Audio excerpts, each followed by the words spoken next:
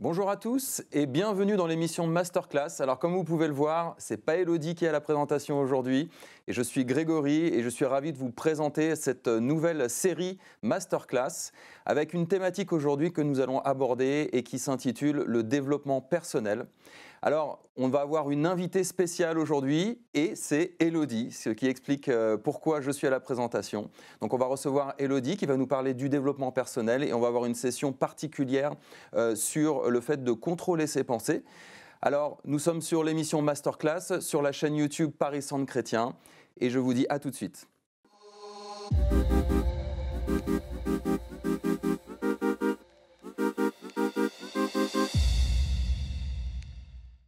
Bonjour Elodie. Bonjour Grégory. Très heureux d'être là avec toi. Merci, moi aussi.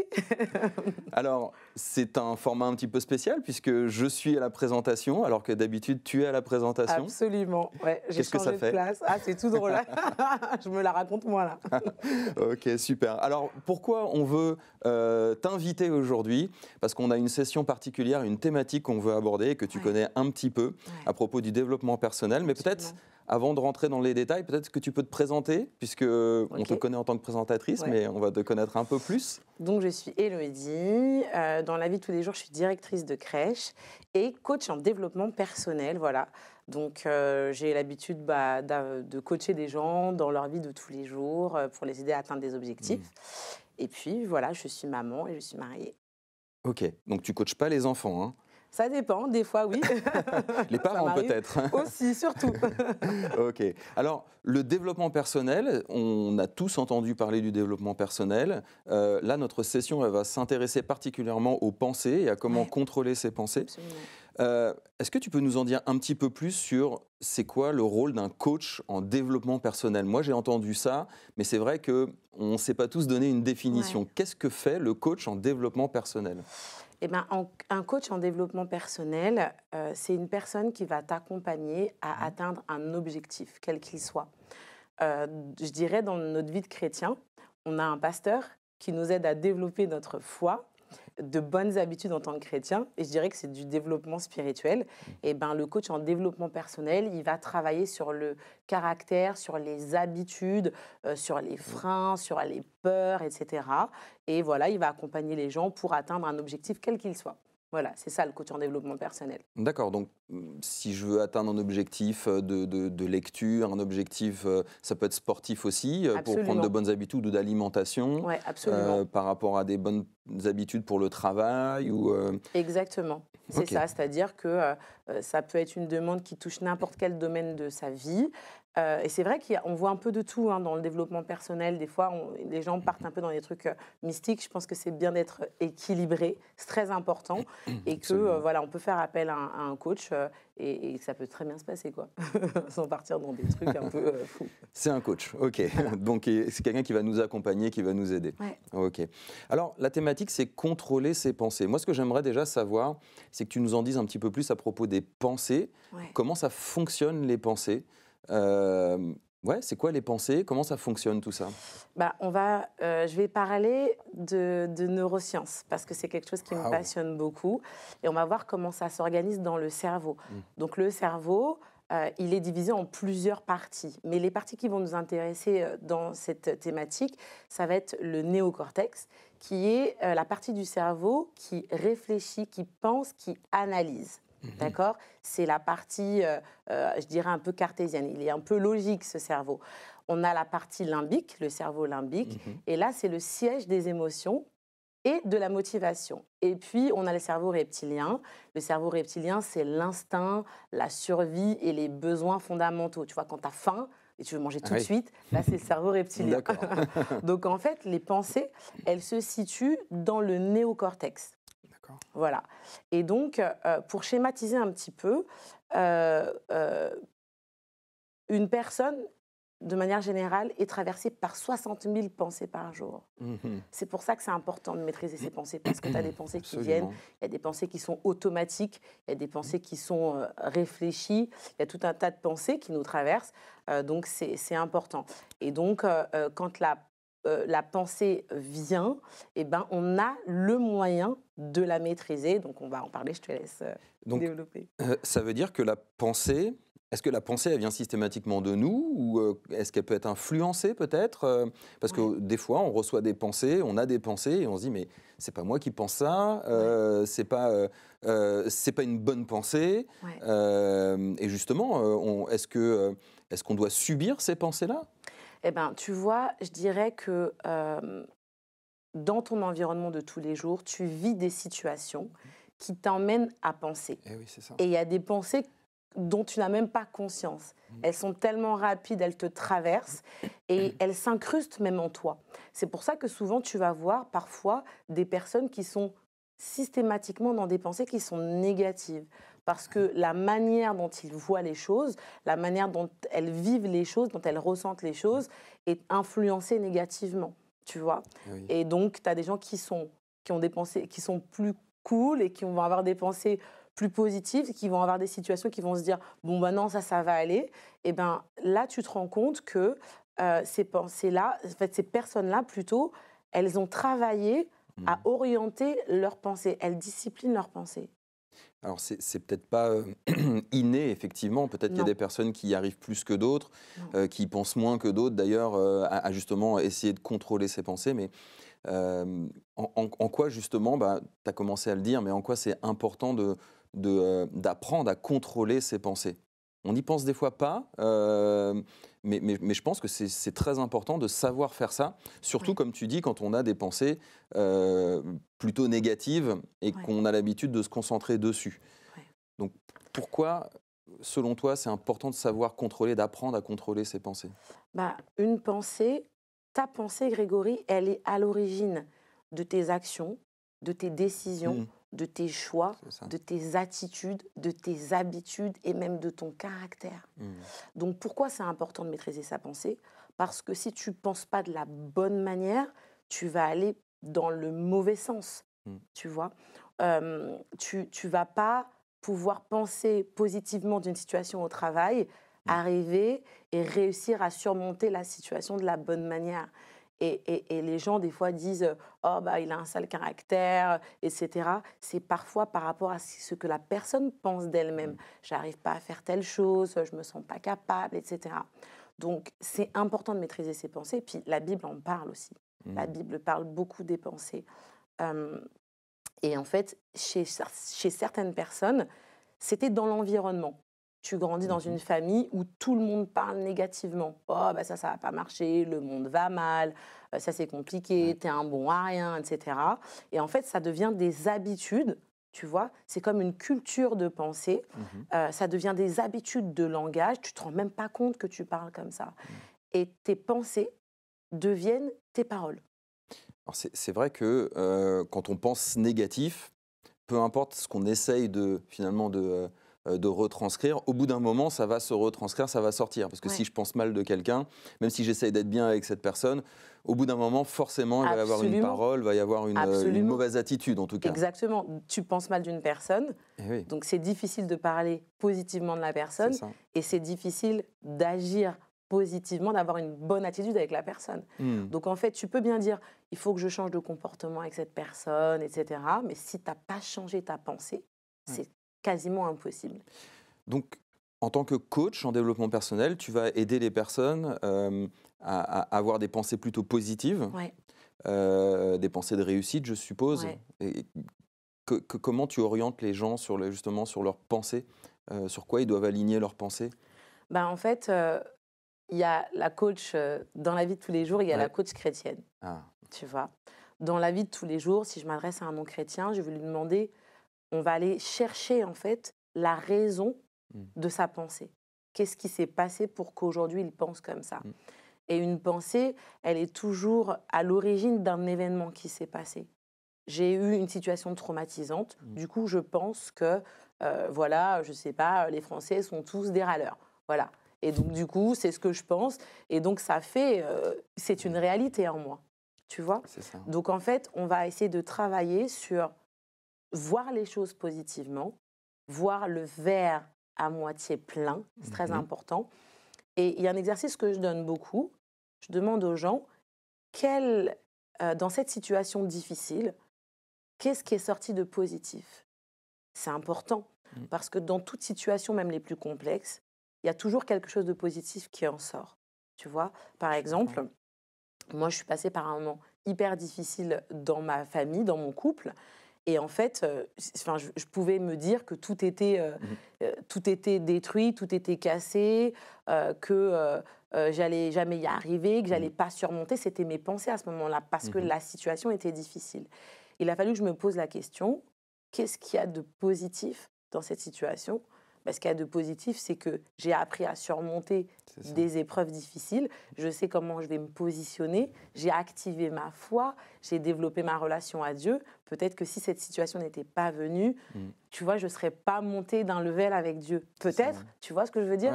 Donc du coup, en fait, chaque situation, en réalité, derrière a quelque chose de positif. Et donc, les gens doivent se concentrer là-dessus. Ça a développé ta force, ça a développé ta foi, ça t'a fait rencontrer des gens, ça t'a fait parler avec quelqu'un avec qui tu n'avais jamais parlé, et puis du coup, c'est le début d'une grande amitié ou d'une collaboration dans le business. T'en sais rien, tu vois. Donc du coup, j'axe un peu dans ce sens-là. Et puis, quand je m'adresse à des chrétiens, je leur dis, qu'est-ce que dit la Bible ? Qu'est-ce que dit la parole ? Toi, tu penses comme ça. Qu'est-ce qu'elle dit, la parole, justement ? Qu'est-ce qu'elle dit, la parole ? La parole, elle dit tellement de choses à propos des pensées. Je pense que, je dis souvent, je crois que Dieu est le plus grand coach de développement personnel. Il a parlé de tous les sujets et il a beaucoup parlé de la pensée. Quand j'étais en train de préparer l'émission, donc je cherchais un peu dans la Bible et je suis tombée sur Matthieu 9. Jésus est en train de guérir en fait un paralytique. Et à un moment donné, il dit aux gens, pourquoi avez-vous de mauvaises pensées dans vos cœurs ? Donc en fait, tu vois, les pensées, elles sont directement liées au cœur. Ce que tu penses, c'est ce qui est dans ton cœur en fait. C'est pour ça que la Bible dit, garde ton cœur plus que toute autre chose, tu vois. C'est vrai. Car c'est de lui que sortent les sources de la vie. Les sources de la vie, mais les sources de ta vie. Donc si dans ton cœur, il y a que de la négativité, du c'est pas possible, ça va pas se passer, je ne suis pas capable, etc., c'est ce qui va sortir de toi, tu vois. Et en fait, Jésus, c'est fou parce qu'il leur parle de leurs pensées, de leur cœur, il leur dit, pourquoi avez-vous de mauvaises pensées dans vos cœurs, tu vois. C'est ça. Donc ça veut dire que, en fait, on a beaucoup de pensées, comme tu l'as dit, il y a beaucoup de pensées qui nous traversent chaque jour. On ne peut pas empêcher quelque part d'avoir des pensées et des fois d'avoir des pensées négatives. Elles viennent. Donc ça, peut-être qu'on peut dire justement aux gens, si vous avez des pensées négatives, quelque part, c'est pas grave qu'elles arrivent. Par contre, il faut savoir les contrôler. Il faut savoir faire en sorte qu'elles ne rentrent pas dans le cœur. C'est ça en fait. C'est ça, exactement. Donc la pensée, on doit la faire fuir, se concentrer sur les bonnes pensées pour que notre cœur finalement se conforme à ces bonnes pensées. La Bible a dit que le faible dit je suis fort et que le pauvre dit je suis riche. C'est pas juste de la méthode Coué, c'est parce que celui qui se met en position, s'il dit toujours je suis faible, c'est ce qu'il va être. Exactement. Alors que s'il dit je suis fort, eh bien même si il est faible en fait concrètement dans son corps, ou que je suis pauvre mais que je dis je suis riche, je vais me mettre en position dans mes pensées, dans mon cœur, de quelqu'un de fort, de quelqu'un de riche, de quelqu'un en bonne santé, de quelqu'un de prospère. Et ça, c'est quelque chose de très important. Je ne sais pas ce que tu penses par rapport à ça. Est-ce que c'est des choses d'ailleurs que tu, en tant que coach ou conseil aux chrétiens que tu... Oui, parce qu'en fait, tu ne peux pas faire autrement, Grégory. Ça demande une discipline. D'ailleurs, tout dans la vie. Si tu veux devenir quelqu'un qui lit beaucoup, il faut que tu lises. Au début, tu vas lire 2 pages, 3 pages, et après, tu vas finir par lire un bouquin. Mais ça va te demander de la discipline. Si, par exemple, tu décides de manger équilibré, tu vas discipliner ton corps. Bien sûr qu'à un moment donné, tu vas vouloir craquer sur le pot de Nutella et la tablette de Milka. D'accord ? Ça arrive à tout le monde. Tu vois, mais l'expérience personnelle. Hein. Ah ouais, là vraiment, je crois que j'ai besoin d'un coach. Et tu vois, au début, c'est dur. Donc tu vas peut-être craquer 1 fois, 2 fois, mais en fait, tu disciplines ta chair. Les pensées, c'est pareil. Elles ont besoin d'être disciplinées. Si on arrive à discipliner sa chair pour manger, si on arrive à discipliner sa chair pour aller faire du sport, tu peux discipliner tes pensées. Le capitaine à bord, c'est toi qui tiens la barre, c'est toi qui tiens le gouvernail, tu vois. Donc, je dirais que la pensée, c'est comme un grand bateau. Toi, tu tiens le gouvernail. Quand la pensée négative, elle arrive, tu dois avoir un warning. pensée négative. Qu'est-ce que j'en fais? Est-ce que je décide de la méditer? Ou est-ce que je décide de dire, en fait, non, là, parce que si je commence à penser à ça, je vais me sentir mal, ça va gâcher ma journée. Absolument. Donc, en fait, ça demande une force de caractère, c'est vrai. Tu sais que les gens qui tombent en dépression sont des gens qui pensent négativement toute la journée. Oui. C'est dingue. Ouais, ça me parle. Ça part de ta pensée. C'est pas juste une situation difficile et puis pouf, la personne, elle est tombée en dépression. Parce qu'en fait, tout le monde passe par des situations difficiles. Pourquoi tout le monde ne passe pas par la dépression? Ça veut dire qu'il y a des gens qui, à un moment donné, se disent ça y est, hop, j'ai eu mon temps. Là, maintenant, il faut que je me enlève. Là, mes pensées, ça ne va pas. Donc, on doit développer de bonnes habitudes et de bons réflexes qui vont nous apprendre à repérer la pensée négative, à la voir arriver et à se dire « je ne te médite pas ». On ne discute pas ensemble, tu vois. Parce que concrètement, donc, qu'est-ce qu'on fait pour combattre une pensée négative? Alors, qu'est-ce qu'on peut faire? Eh bien, en tant que chrétien, franchement, il n'y a que la parole de Dieu. Ouais. Donc, ça part toujours d'une décision, tu vois. Quand tu regardes un peu la parole de Dieu, quand Jésus va pour guérir les gens, il leur demande « qu'est-ce que tu veux ?» Tu vois. Donc, en fait, ça part d'une volonté de ta part. J'ai plus envie de penser négativement. Ma vie, ça va pas. Elle n'est pas du tout. Elle ressemble pas à ce que je voudrais qu'elle soit. Oui, c'est une initiative déjà. Il faut le vouloir. Ouais. Il faut le vouloir. Et puis, il faut en être conscient. Tu as des gens, ils sont pas du tout conscients qu'ils pensent négativement. Tu vois. Mais il faut faire attention à tes habitudes de langage. Voilà, poser la question aux gens qui sont autour de toi. Est-ce que tu trouves que je suis quelqu'un de négatif de manière générale? Comment je réagis aux situations? Tu as besoin d'un miroir aussi.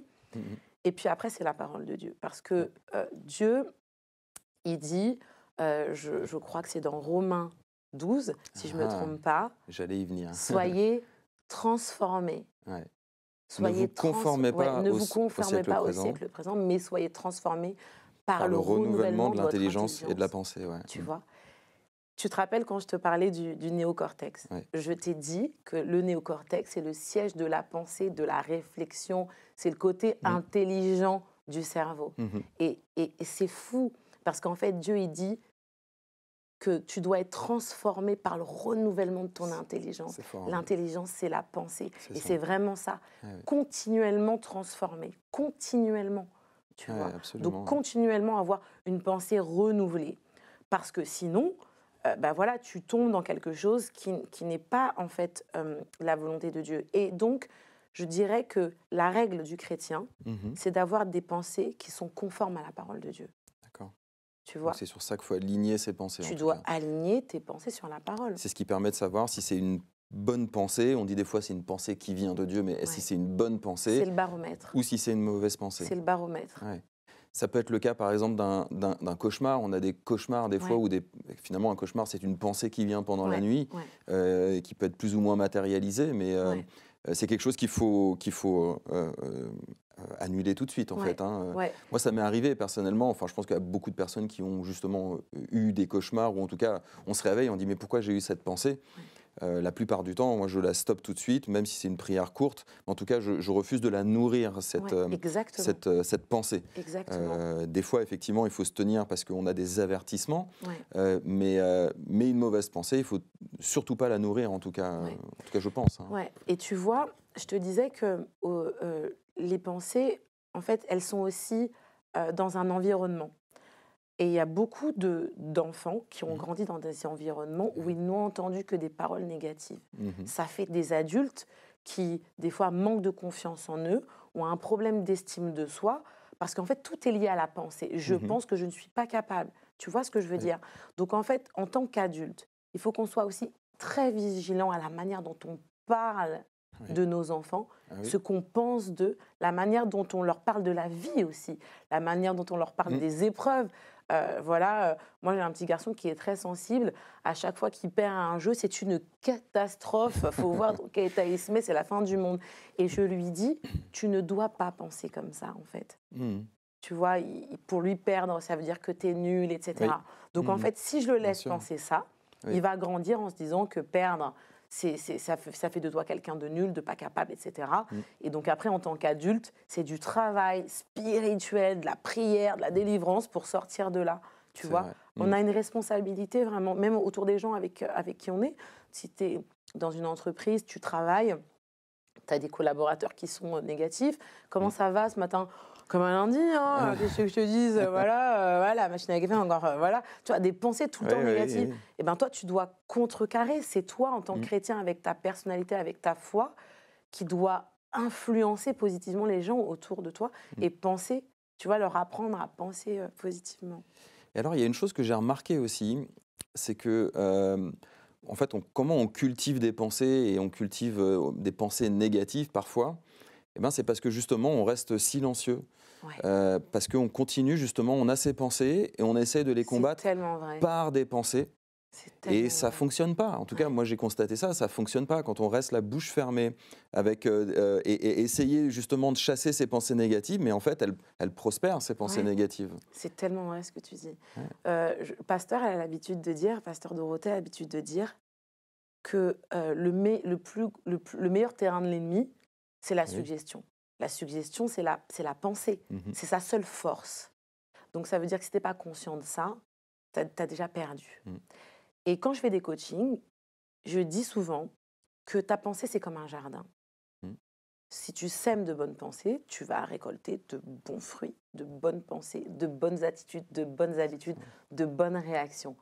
Si tu cultives de mauvaises pensées, tu ne peux pas t'attendre à aller bien, à te lever, à être en forme, etc. Donc, quand tu te lèves le matin et que tu as l'impression d'être dans un mood, tu vois, pas top, pose-toi la question, qu'est-ce que tu as pensé la veille en te couchant? Tu étais dans quel état? Tu vois, tu as nourri quoi comme pensée? Il y a les médias, il y a la télé, tu vois, on se nourrit de ça, de discussions avec des gens. Des fois, tu as des amis autour de toi, c'est juste compliqué en fait. Ils sont toujours en train de parler négativement. Alors, qu'est-ce que tu fais? Est-ce que tu t'assois? Est-ce que tu discutes? Est-ce que tu nourris ces discussions? Ou est-ce que tu dis non, moi, j'ai pas envie d'aller dans ces pensées-là parce que ce ne sont pas les miennes. Ce ne sont pas mes pensées. Parce que tu vois, on s'influence aussi dans la pensée. Tu vois? Donc, c'est important de se nourrir. Et c'est pour ça qu'on dit la foi vient de ce qu'on entend, ce qu'on entend vient de la parole de Dieu. Tout est lié, Grégory. Franchement, si tu écoutes des choses qui sont raccord avec la parole, tu vas nourrir en fait ton être intérieur, tu vas nourrir ta foi, tu vas nourrir ton cœur de bonnes choses et donc tu vas méditer sur de bonnes pensées. Et je crois que c'est important aussi d'ouvrir sa bouche et de dire les choses. Comme j'ai dit tout à l'heure que le faible dit je suis fort, de dire les choses en fait, peut-être qu'on ne les constate pas, hein. Je dis souvent, même si tu as beaucoup de chiffres sur ton compte en banque mais avec un moins devant, mais continue à proclamer que tu es prospère parce que si c'est juste proclamer ce qui se passe, des fois des personnes disent bah oui mais je dis ce que je vois, je dis ce qui se passe. Oui mais c'est parce que la Bible nous enseigne et justement la Bible c'est notre meilleur coaching qui nous dit bah non dis ce que tu veux et dis ce que la Bible dit que tu es. Donc c'est important d'ouvrir sa bouche. Moi je l'ai remarqué aussi personnellement dans ma vie, c'est lorsque tu as des comme tu l'as dit, on a toujours des moments où il y a des pensées qui arrivent, où c'est des moments difficiles, etc. Le fait d'ouvrir sa bouche, je ne dis pas à prier longuement, etc., mais le fait d'ouvrir sa bouche, de parler positivement et de parler contre justement ces pensées négatives, j'aime bien dire aussi que quand nous on parle, on entend ce qu'on dit. Hein. Exactement. Donc ça rentre dans nos oreilles et c'est extrêmement important. Donc l'importance de parler et de dire à nous-mêmes, en fait, de nous dire à nous-mêmes ce que la Bible dit. Quoi. Tu l'as dit tout à l'heure et c'est très juste. Je pense que ça doit concerner beaucoup de personnes qui nous écoutent. Le fait de s'enfermer et de ne pas parler. Tu vois, il y a une situation qui te tracasse. Et tu décides de ne rien dire. Souvent, c'est de l'orgueil.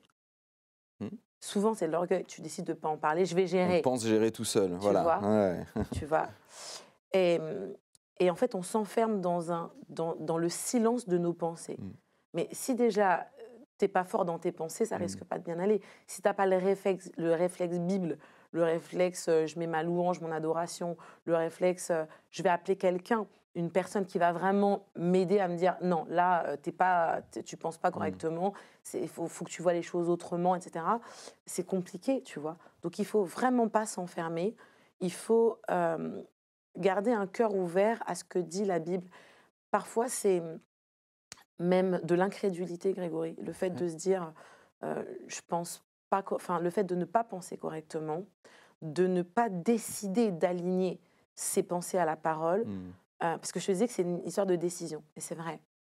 De ne pas aligner ses pensées, de ne pas les confronter. Dire, je pense comme ça, c'est quoi, je vais aller voir ce que dit la Bible.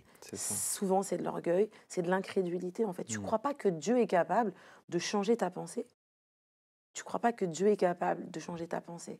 C'est fou. Tu as une Bible qui raconte des choses que Dieu a faites incroyables, qu'il a changé. La Bible dit qu'il tient le cœur de l'homme dans sa main et qui fait du cœur de pierre un cœur de chair. Oui. Et on parlait du cœur, de la pensée et du cœur, tu vois. Donc en fait, Dieu est capable de le faire. Et en fait, les gens doivent en prendre conscience, doivent prendre conscience de leur manière de penser, qui va devenir après leur manière de parler, qui va devenir après leur manière de vivre, tu vois.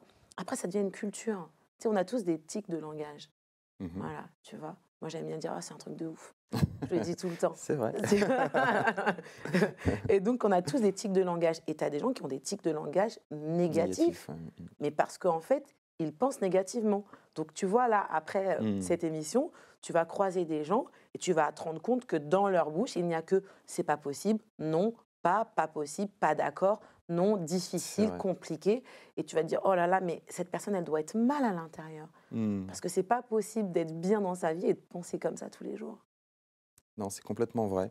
En tout cas, c'est très riche. Je pense que c'est qu'une introduction, ce qu'on est en train de se dire là, parce que les pensées, c'est complexe, comme tu l'as dit, même ça c'est relié à la physique, au cerveau. Tu nous as donné beaucoup de conseils, en tout cas beaucoup d'explications d'où viennent les pensées. J'ai beaucoup aimé le fait que, voilà, on dise qu'il y a beaucoup de pensées, il y a énormément de pensées, je ne sais plus quel chiffre tu as donné. 60 000 pensées qui nous traversent par jour. 60 000 pensées qui nous traversent par jour, donc on ne peut pas être conscient de toutes ces pensées. Justement. Et justement, voilà, donc c'est important de comprendre qu'il y a toutes ces pensées. De comprendre comment fonctionne le cerveau et de comprendre qu'on a la possibilité de contrôler ses pensées et d'aligner ses pensées sur des choses positives, ce qui fait que nous, on va pouvoir, notre cœur et nos actions vont pouvoir s'aligner sur nos objectifs et sur des bons objectifs, sur des bonnes attitudes. Plus la parole de Dieu qui est un excellent coach. La Bible dit qu'il faut ramener toute pensée captive à l'obéissance de Christ. Et oui, donc il faut s'aligner, absolument. On va avoir une prochaine session bientôt qui va nous parler des émotions. Et je crois que c'est intimement lié de toute façon. Donc j'ai hâte de pouvoir t'entendre à propos des émotions. Ça va être super. En attendant, je voudrais peut-être terminer en vous conseillant peut-être, avec tout ce que vous avez entendu, qui est finalement un résumé, en tout cas on n'a pas pu aborder dans le détail, mais si vous voulez compléter à propos de la manière dont fonctionne le cerveau, à propos de la manière de contrôler ses pensées, eh bien je vous invite à lire, à acheter et lire ce livre qui s'appelle « Active ton cerveau » du docteur Caroline Leaf. Et vous allez découvrir dans ce livre beaucoup plus dans le détail, bien évidemment, à propos de la manière, des différentes, comme Élodie a dit, les différentes sections du cerveau, comment tout ça fonctionne et comment on peut contrôler ses pensées efficacement. Donc je vous invite à aller récupérer ce livre, à l'acheter. C'est vraiment une bénédiction si vous voulez continuer dans ce sujet-là. Et en attendant, n'hésitez pas à vous abonner à la chaîne YouTube Paris Centre Chrétien. Et puis je vous donne rendez-vous pour la prochaine session. Nous étions sur Masterclass.